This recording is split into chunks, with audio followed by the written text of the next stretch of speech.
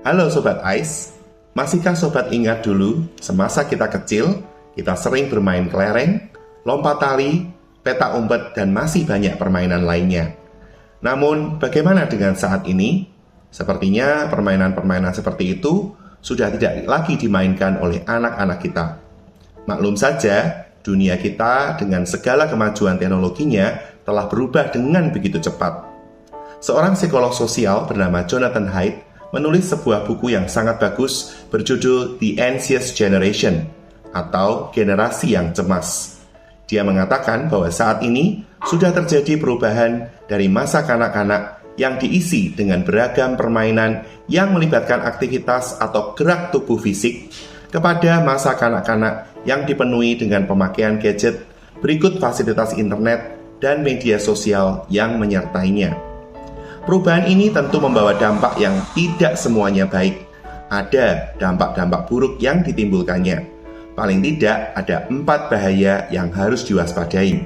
Pertama, kurangnya interaksi sosial. Kalau dulu anak-anak kita menghabiskan waktu bertemu, bermain, dan berelasi dengan teman-temannya secara face-to-face, maka sekarang sudah tidak lagi demikian. Kedua, kurangnya waktu atau jam tidur anak-anak.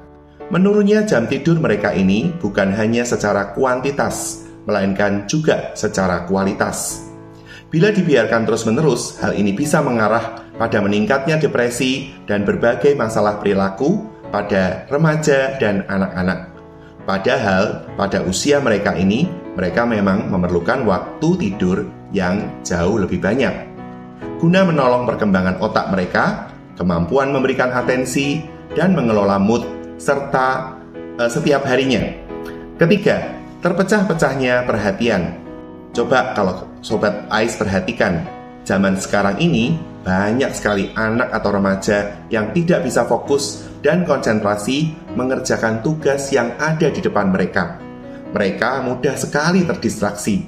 Satu tugas belum selesai, sudah mengerjakan hal-hal yang lain. Keterampilan mereka seperti pengendalian diri, fokus, dan menolak gangguan-gangguan menjadi semakin menurun. Akibatnya, mereka tidak bisa menyelesaikan deadlines atau rencana-rencana yang sudah mereka buat. Keempat, kecanduan atau adiksi.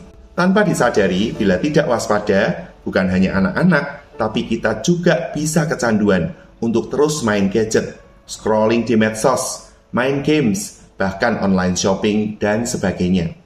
Mungkin kita bertanya, mengapa ya bisa demikian? Jangan salah Sobat Ais, ketika kita terikat pada gadgets, hal itu menimbulkan kesenangan tersendiri. Hormon dopaminnya muncul, kita merasa puas, dan pada akhirnya kita menginginkan lagi dan lagi. Menyikapi keempat dampak buruk dari gadget tersebut, hal-hal apa yang perlu dan sepatutnya kita lakukan? Firman Tuhan dalam Lukas pasal 16 ayat 10 berkata, "Siapa yang setia dalam hal kecil, setia juga dalam hal besar. Siapa yang tidak benar dalam hal kecil, tidak benar juga dalam hal besar." Konteks dari firman Tuhan ini memang bicara tentang uang, namun prinsipnya bisa kita pakai di dalam parenting di era digital ini. Firman ini mau mengajarkan bahwa kesetiaan dalam hal-hal kecil adalah prasyarat bagi kebebasan yang lebih besar. Kalau kita biarkan anak-anak kita mengakses internet dan medsos sebelum mereka cukup matang untuk menggunakannya dengan bijak, kita justru membuat mereka gagal. Jangan berikan banyak waktu kepada mereka kalau mereka belum bisa dipercaya menggunakan gadget mereka dengan sedikit waktu. Mereka harus buktikan dulu kalau mereka bisa dipercaya. Dengan kata lain, saya mau mengatakan bahwa kita sebagai orang tua harus memberikan batasan buat anak-anak dalam penggunaan gadget mereka. Berikut beberapa langkah konkret yang bisa kita lakukan. 1. Berikan batasan berkenaan dengan durasi waktu penggunaan gadget mereka. Misalnya 2-3 jam per hari. Dan itu di luar mereka melakukan tugas-tugas sekolah mereka secara online. 2. Jangan biarkan anak-anak membawa gadget di kamar pada saat jam istirahat, di mana tubuh mereka seharusnya tidur. Dan yang ketiga, ajak anak-anak untuk melakukan aktivitas bersama dengan keluarga, kebaktian keluarga, diskusi Alkitab, berdoa, dan bahkan bermain bersama tanpa menggunakan gadget. Maukah Sobat Ais berkomitmen untuk melakukannya? Semoga Tuhan Yesus memberkati.